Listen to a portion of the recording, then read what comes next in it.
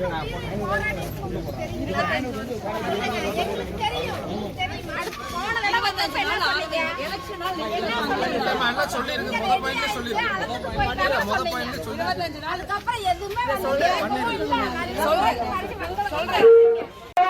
வேற ஆளையாவது அவங்க செட் பண்ணி விடலாம், ஒரே ஆளை செட் பண்ணி விடுறாங்க.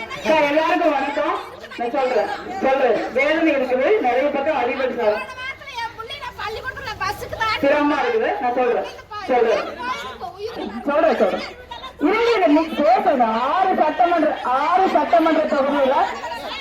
ஆறு சட்டமன்ற தொகுதியில ஒரு சட்டமன்ற இப்பதான் வர முடியும். ஒரு எம்பி இங்கே வந்து முடியும்.